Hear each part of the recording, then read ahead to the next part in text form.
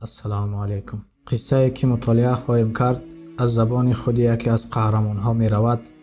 ин воқеа дар асл шудааст. қаҳрамонамон ин қиссаро бо мақсади ибрат ба дигарон нақл мекунад.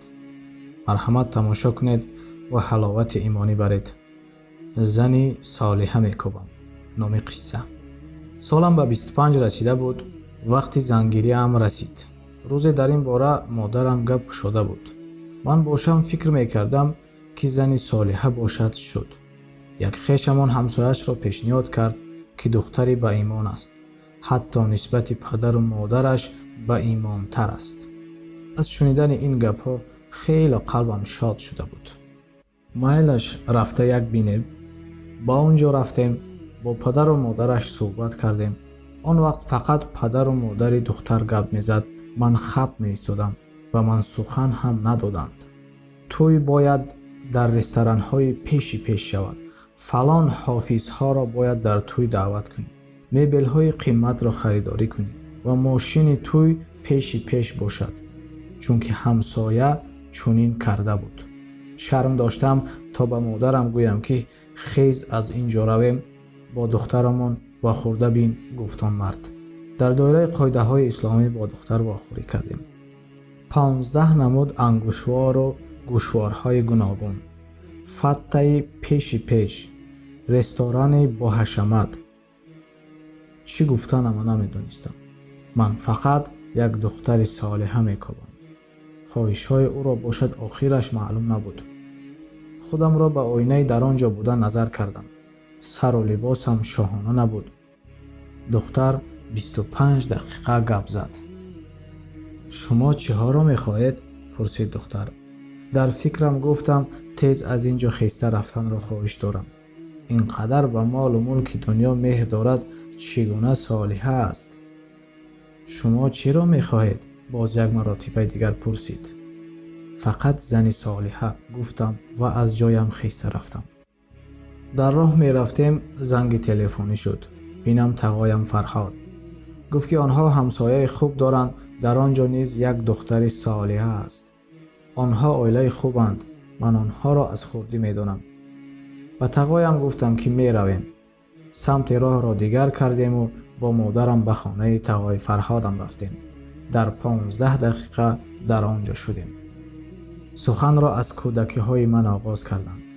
аз шарм суб сурх шуда ором менишастам. ту ба ман писан омадӣ.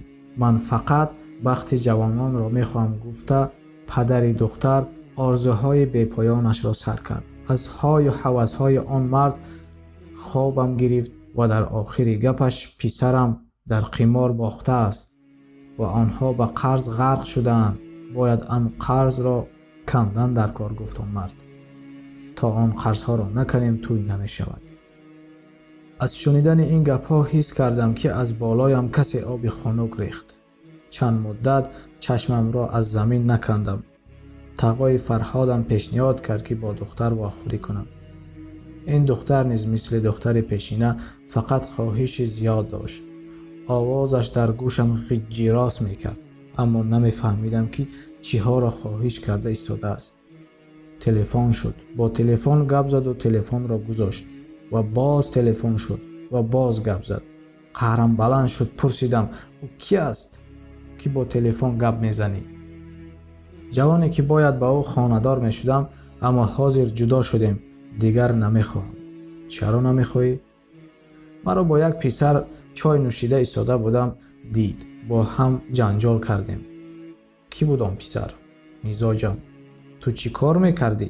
бале, ман массажист кор мекунам. мизоҷи ман буд. ин суханҳо ба ман мисли болои сӯхта намакоб буд. пурсидам ки мақсади шавҳар карданат дар чист? гуфт он ҷавон хуни ҷигар кардааст. хостам дигарашро ёфта ҳаётамро ором кунам. ман бошам як духтари солиҳа мехостам, халос. ба хона омадем, аммо падари он духтар аз қафоям ҳар хел гапҳои нолозим гап задааст. фикр карда гуфтам ки агар имрӯз сухани бад гӯяд, шояд як рӯзи дигар таъриф кунад. бало ба пасаш. аз фикри зангирӣ даст кашидам. якчанд ҳафта ба ҳеҷ куҷо нарафтам.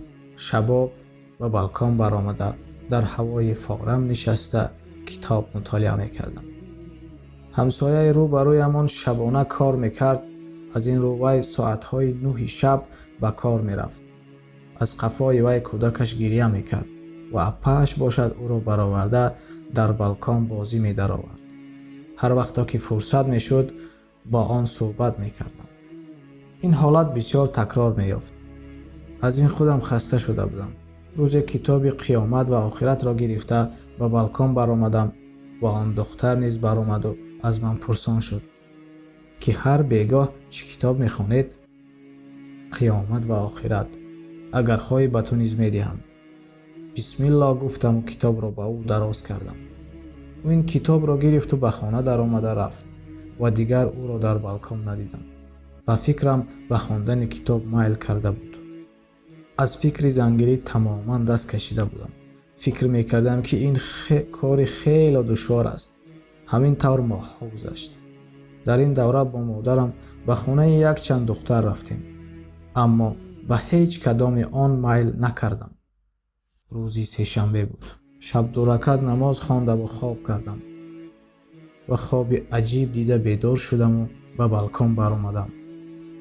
فکر کردم که این خواب را به کسی گویم. به آسمان نگاه میکردم که زنگ تلفنی شد. با تلفن نظر نکرده به آن جواب دادم. آوازی که از تلفن می آمد شناس بود. همین حادثه حیات مرا تغییر دادنش را نمیدانستم. این آواز دوستم علی بود. علی از تنهایی چیکار کردنش را ندانسته به من زنگ زده در یک جا واخوردن را تکلیف کرد. من طهارت گرفتم و به چایخانه نزدیک خانه‌مان رفتم. او هم آمد. گپ را از کودکی سر کردیم و خوابی دیدم را به او گفتم. راه قشلاق که پر از خاک بود، در دستم شمشیر و در راه یک چند ماران سرشان را 1 متر بالا کرده به من حرکت حمله را داشتند. من خودم را با اون شمشیر حمایه کرده ماری که به من نزدیک می شد با شمشیر سری آن را بریده به پیش می رفتم. در پیش یک نفر خواب می کرد. این زمان آواز ناشناسی به گوشم رسید. با آدمی خوابیده نگاه کردم. آواز بلند شد و شاید این مسیب ابن امیر گفت. سپس به چشمم 2 نفر نمودار شد. آنها راه می رفتند. یکی از آنها پیامبرمان محمد صلی الله علیه و سلم بود. دیگرش را نشناختم. علی تعبیر خوابم را گفت که دشمنانت شکسته خورده به موفقیت ها می رسید. گپ تاب خورده باز سری زنگیری آمد. همه واقعه ها را گفته دادم. این درد من بود. همسر من نباید برای مال و ملک دنیا زندگی کند. علی همه این را شنیده گفت. وقتی از خانه می برآمدم مادرم تعیین کرد که دوستت را گو در محله همسایه یک دختری صالحه است. رفته واخوری کند. نه علی، من دیگر میل زنگیری ندارم. دخترم آنقدر پزمان شوهرکنی را ندارد. چرا؟ از 2 پسران خواستگاری آماده بود، رازگی نداد. وقتی مادر علی از دختر نسبت من خواهش کرده بود است، رازگی داده است. شد نباشد. پگاه نصیب می رویم. خوابم اجابت می شود چی؟ تا این دم صبر کرده بودم. همه این معماها را با عزم الله طی کرده گذاشتم. به خانه آمده تمام گپها را به مادرم گفتم و مقصد گذاشتیم که پگاه البته می رویم. نمیدانم برای چی. هیجان زیر کرده بود. از هیجان از این طرف خانه به آن طرف خانه به ایست می گشتم. مراتبه یکم است که به این حالت افتاده بودم. نماز پیشین را ادا کردم و به سوی خانه آن دختر روانه شدیم. علی ما را به خانه آنها برد و در را تق تق کرد. پدر دختر در را گشاد و ما را پیشواز گرفت. بعد از چند وقت صحبت گپ در سر موضوع اساسی رسید. من هیچ گپی گفتنی ندارم، گفت پدر دختر. در این مسئله خودت با دختر گپ زده بین. من حیران ماندم چون که این حالت را مراتبه اول میبینم. گپ درباره بایگری نمی رود، فقط درباره بخت. ما را در یک خانه با دختر واخوری تشکیل کردند. دستم را در بالای میز ماندم و به کرسی نشستم. از هیجان کف دستانم عرق کرده بودند و با دسترومالچه‌ام تازه می‌کردم. این زمان به خانه یک دختر نورانی وارد شد. نشسته گپ را آغاز کرد. مثل دختران پیشینه گپ را از زرگری سر نکرد. سوال یکمش از نماز بود. سوالش نماز می‌خوانید نیو، بلکه نماز را در چند دقیقه ادا می‌کنید؟ مثلا نماز پیشین را پرسید.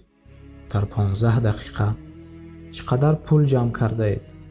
بعد از این سوال ابا مثل دختران پیشینه باز از پول مال سر کرد کو $2,500 امریکایی پول دارم. زکات پولتان را داده اید؟ بعد از این سوال از فکر کردم شرم داشتم. زکاتش را دادم. پیش از شما با 3 پسر واخوری کردم. همه آنها بای بودند اما زکات مالشان را ندادند.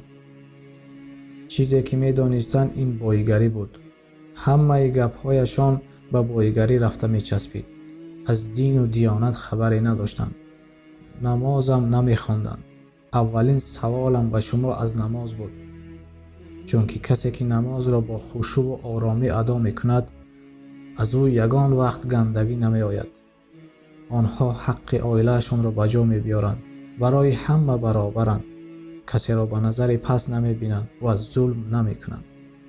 این طایفه انسانها را تمام مخلوقات روی عالم دوست می دارد و دوستان مخلوقات را الله نیز دوست می دارد. دوستی الله باشد بنده مقبول شده است. سپس زکات را پرسیدم، چون که در آن پولها حق کمبغل و فقیرها هست. کسی که حق فقیران را حرمت نکند او حق زن را نیز حرمت نمی کند. از این طایفه آدمان الله چگونه راضی باشد؟ چقدر سخنان حق. گپای وی مرا به ذوق آورد. جوان کتابش را نشان داد و کتاب‌های خوانده‌اش را با من تفسیر می‌کرد. بعد از این ذوق من باز زیاد شد، چون که آن کتاب‌های عالمان اسلامی عراقی من خواندم او نیز خوانده است. خودم شرم داشته سرخ شدم و از تازه کردن آب رویم دسترومالچه‌ام به آب تر شد.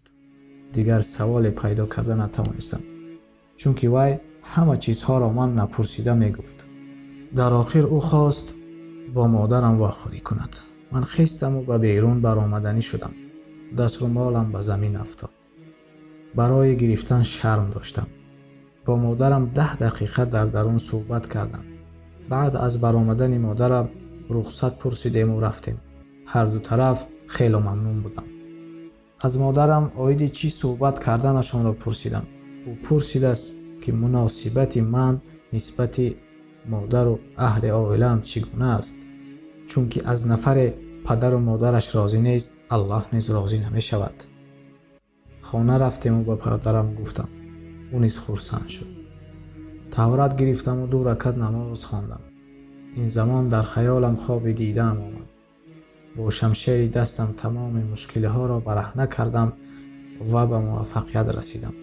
از همان روز سر کرده تیاری به توی می دیدیم. فاتحه کرده توی را آغاز کردیم. اما کمی نافهمی‌ها پیدا شده بودند. خویشتبارمان می‌خواست توی را مثل همه در رستوران‌های با حشمت با دعوت حافظان فلانی باید گذرانیم. من باشم همه این ضد عمل‌های دینی می‌گفتم، اما کسی به گپم گوش نمی‌داد. چقدر من سبک شوم آنها همان قدر مرا زیر پا می‌کردند. و فکر آنها دعاخوانی و مولودخوانی این مثل جنازه خانه بوده است. چند مراتبه حرکت کنم اما حق بودنم را اثبات کرده نتوانستم. روزی در خانه امان با خویش و تباران جمع شدیم و این مسئله را 1 مرتبه دیگر صحبت کردیم. گفته همه شما را میکنم، فقط 1 شرط دارم. بعد از وفات من کسی آماده است با من به قبر درآید و به جای من جواب دهد من راضی. اما کسی آواز نمی برآورد. با چشم من نگاه نمی کردند. انیخترش از گفتهشان شرم می داشتند. همین طور این مسئله پوشیده شد. با خداها مصلحت کرده روزی دوشنبه به بازار برای خرید چیز و چاره برآمدیم. دختر در پیش من در بازار مثل غلام مایوس می ایستاد. چیزی را نشان دهم میشد من راضی می گفت. حتی به چیزی نشان داده هم نظر نمی کرد. نخواد انسان اینقدر متواضع، اینقدر سبک قلب می شود. این حالت را دیده از همه زیبا، از همه قیمتش را می خریدم. برای خوشنود کردنش تمام چیز را می کردم. خانه را آرا دادیم. روزی توی هم آمد. دست و پایم می لرزید. توی نیز مثل خواسته من شد. به ساز و نوا، آرامانه. سالهای اول زندگی امان مثل دیگران با جنگ و جنجال نیو، بلکه با خوش و خرسندانه می گذشت. در اطراف اسلام متحد شده بودیم. هیچ یک معما نبود. با عقل و ادراکش و روی خندانش دایم و حیران می ماندم. وقت بیوی نمی گذشت. هر وقت که در کار باشم با دریافت فرصت با او زنگ می زدم و از شنیدن آوازش ممنون می شدم. او یک تأثیرات حضور بخش داشت، اما این را چگونه می کرد من نمی دانستم. در خانه مرا با نوازش پیشواز می گرفت. من خستگیم را نمی فهمیدم. در وقت پخت و پزش یاردم می کردم، چون که این سنت رسول الله بود. شما شنید خسته شدید می گفت. من در آمده استراحت می کردم. چیزی را خواهد از دستم آمده اش را مهیا می کردم. از من چیزی را پرسد گفته با درون چشمش نگاه می کردم، اما نمی پرسید. بعضن وقت با ماشین به سیر و گشت می بر آمدیم. خیلی خرسند می شد. روزی برای سیر و گشت با ماشین بر آمدیم. او با من نگاه کرد و صبر، خیلی عمل خوب. مثل این ماشین هر کجای خواهی تو را می برد گفت. چرا این را گفت؟ درک کردن نتوانستم. کمی گشتیم و به خانه آمدیم. قلف در خانه خوابمان ویران شد. قلف در خانه خوابمان ویران شده بود. آواز غجراس می برآورد. بنابر سبب آن که یک چند روز پیش در محله من دزدی شده بود، در خانه را قلف می کردیم. یک هفته است که دل همسرم به حضور می شد و شب بسیار به بیرون می برآمد. خواب من که سبک بود، من نیز از حرکتش بیدار می شدم. آن شب نیز با فکرم دلش به حضور شد، از جایش برخیسته بود. من نیز چشمم را گشودم، اما همسرم بیدار شدنم را نمی دانست و آهسته به سوی در می رفت. همان وقت در پیش چشمم یک معجزه رخ داد.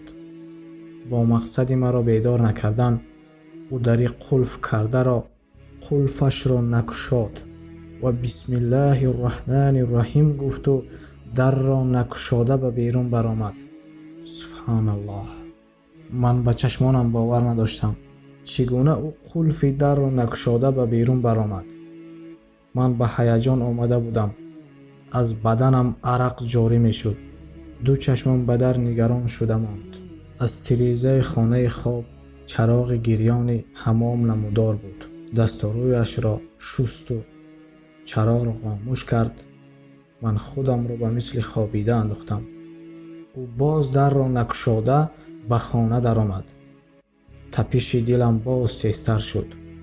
من صبر نکرده از جایم خیستم و نشستم و به روی نورافشان او نظر می کردم. او به من یک تبسم کرد، اما من چیزی گفته نتوانستم. بی‌ذاته کردم. نه حتی خیستنت را نفهمیدم. بعد از این گپم یک تبسم کرد و خواب رفت. پگاه در جای کارم تمام روز فقط این را فکر می کردم. چگونه وی این عمل را کرد؟ به خانه آمدم و خودم در را با کلید گشاده به خانه در آمدنی شدم. بینم همسرم در پیش در روبرویم می ایستاد. سلام دادم و با درون در آمدم. دست و روی آن را شستم و به سر دسترخوان نشسته خوراک تعامل کردیم. چرا پریشانید؟ چه حادثه رخ داد؟ پرسید وی. جواب دادن نتوانستم. چگونه پرسم واقعی شبانه را؟ و شما یک خبر را بگویم گفته از دستم گرفت و از جایم خیزانید. گپسن گفتم. من حامله دار گفت. دیگرش را نمیدونم. پایهایم لرزیده افتیدم. بعد از نیم ساعت به خود بیایم همسرم در طرف سرم نشسته بود. در جای خوابیدم به همسرم نظر کردم. او شرم کرد و به زمین نگاه میکرد. از این گپ‌ها چنان شاد شده بودم که چی گفتنم را نمیدانستم. اکنون هر وقت به خانه برمیگشتم برای کودک لباس‌ها می‌خریدم. شب‌ها با همسرم خیال‌ها می‌کردیم تا اینکه فرزندی به دنیا می‌آمده‌ام را چگونه تربیت کنیم. اول کدام کتاب‌ها را باید برایش خوانیم؟ کتاب نماز، کتاب تقوا و یا کتاب آداب؟ نه، کتاب درباره صحابه‌ها. فرزند من باید دوستدار اسلام و حمایتگر وی شود می‌گفتیم. هر شب در یک وقت معین کتاب مکتوبات امام ربانی را می‌خواندیم. روزی در وقت کتابخوانی خسته شده بودم. از همسرم طلب کردم که با آوازی بلند کتاب را مطالعه کند و چشمم را پوشیدم. 212 مکتوبات را مطالعه می‌کرد. یک وقت چشمم را گشایم، کتاب پوشیده است و اما آواز برآورده کتاب می‌خواند. او مرا دید و زود کتاب را گشاده مطالعه کرد. من فهمیدم که کتاب را از یاد می‌دانسته است. مکتوبات را چند مرتبه مطالعه کرده ای؟ نمیدانم. یک کتاب را در چه مدت می‌خوانی؟ در یک هفته. فهمیدم که همسرم به درجه معنویات رسیده است. مرا بی‌ذاته نکرده در را نگشاده به بیرون برآمدنش این کرامت بود. او صاحب کرامت‌ها بود. از همین روز این جانب حرمتم به همسرم زیادتر شد، چون که وی زنی اولیا بود. هر وقت تا کتاب‌های فقهی را مطالعه می‌کردم و اگر چیزی را نفهمم او به من ساده کرده می‌فهمانید. حتی چیزهای عادی را می‌گفت که در فلان کتاب در صحیفه فلان آمده است گفته می‌فهماند. او به هر گونه حالت‌ها شکر می‌کرد. در پیشم یک نفر عبرت‌آمیز بود. باز یک چند کرامت‌های دیگری همسرم را دیده خود به خود گفتم که از وی این را می‌پرسم، چون هر وقت از کار آمدم تعامل کردیم و او را پیشم شنانده آهسته آهسته از او پرسان شدم. تمام شرط‌های خرد اسلام را رعایت می‌کنی؟ گویان سخن گشادم. او دوام داد: صبر عمل زیبا. صبر با شکرانه کردن باشد از همه زیبا. در همه حالت صبر و شکرانه کردن الله متعال برایش از همه زیبایی ها را عطا می کند. از من یک کلمه نمی برآمد. همسرم نیز سخنش را تمام کرده بود. باز مناسبتم را نسبتش عادلانه می کردم. از مناسبتی که او را به ناراحتی می آورد دوری می جستم. روزی مادرم زنگ زد و گفت که دختر همسایه امان و شوهر برآمده ایستاده است. با همسرم به آنجا رفتیم. همه عمل و حرکت خاص اسلامی بود. مرد و زن علاهیده بود. این را دیده خیلی شاد شدم. این زمان کودک هر زمان برای پدرش کار رفتن گریه میکرد و اپاش او را نوازش میداد. آمد و به گوشم سخن اپاش را گفت: اپام از شما برای آن کتاب منتدار است. با این حال آمدن آن دختر من سببگار شدم. آن کتابی در بالکام دادم به خاطرم آمد. من خیلی خرسند شدم. از سبب حامله‌دار بودن همسرم در آنجا بسیار نماندیم. به خانه برگشتیم. از بین ماه‌ها گذشتند. پسر به دنیا آمد. از حیاتمان بی نهایت ممنون بودیم. با همسرم هر روز با کتابخوانی مشغول بودیم. با او استادم میگفتم. او استاد من بود. سببگاری سعادت دنیا و آخرت من بود. از بین 2 سال گذشت. فرزندم کمی به ویه رسید. همسرم دائما صبر و شکر کردن را تعیین میکرد. کمی وقت گذشت همسرم بیمار شد. بسیار وقتهایمان در بیمارخانه میگذشت. درد همسرم زیاد میشد. از دست من هیچ کاری نمی آمد. روزی از کار آمدم و در را تق تق کنم. در را نگشاد. گشاده به خانه درآیم. از درون بی نهایت بوی خوش می آمد. همسرم خوابیده بود.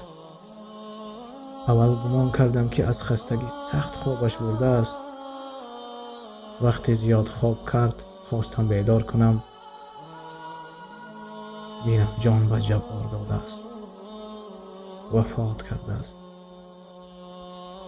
مدهوش شدم و از پا افتادم. از چشمانم آبها جاری شد. به مادرم تلفن کردم و پگاه همسرم را به خاک سپاریدیم. آن بویی که در وقت به خانه در آمدنم فهمیده بودم اکنون از قبرش میبرآمد. هر وقت به خانه درآیم آن بو به دماغم میزد و مرا غمگین میکرد. او را خیلی پشیمان شده بودم. همسری که از جانم بیشتر دوست می‌داشتم استادم بود، اما چه قضاوت و از بین ما رفته بود.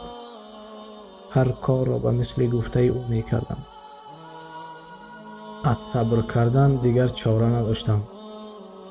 هر دایم او را فکر می‌کردم. بعد از یک چند ماه به خانه خوابم در آمدم. چشمانم پر از آب شد و به بالکن برآمده نشستم. ماه پره شده بود. همان شبی که علی تلفن کرده بود به خاطرم آمد. آن شب نیز ماه پره شده بود. آبی چشمانم به ایست میریخت. برآمدم و بیرون راست به سوی مزار همسرم رفتم. نشسته ساعتها گریه کردم. باز آن بوی را حس کردم. در کتفم کسی دستش را ماند. نگاه کنم همسرم در درون نور ایستاده است. از هیجان چیزی گفته نتوانستم و سرم تاب خورد و بیهوش شدم. وقتی به خود آمدم از آن بامداد صدا میداد. از جای خیسته به گرد و اطراف نظر میکردم. این دم سخنانی در همه حالت صبر کن گفته‌اش به یادم آمد. رفتم طهارت گرفته نماز را با جماعت ادا کردم. وقتی به بیرون برآمدم حس کردم که در جیبکم کیستم چیزی هست.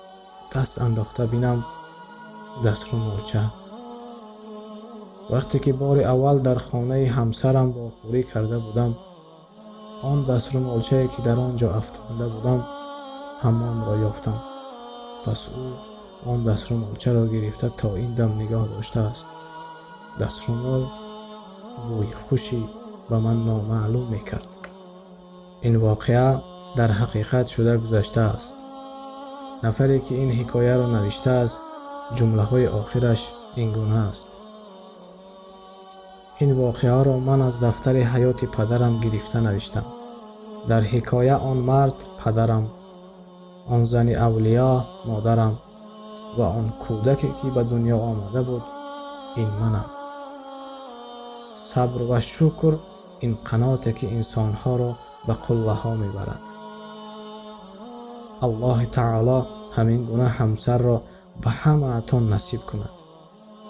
تشکر به همه‌تان که وقتی قیمت خود را دریغ نداشته تماشا کردید. باور دارم که جوانانی در جستجوی همسر بوده از این قصه خلاصه میبرند. و در آخر یک خواهش دارم: به حق این زن صالحه دعا کنید که قصه او به ما عبرت بخش است و به حق ما نیز دعاگو باشید. همه‌تان در پناه الله باشید. السلام علیکم.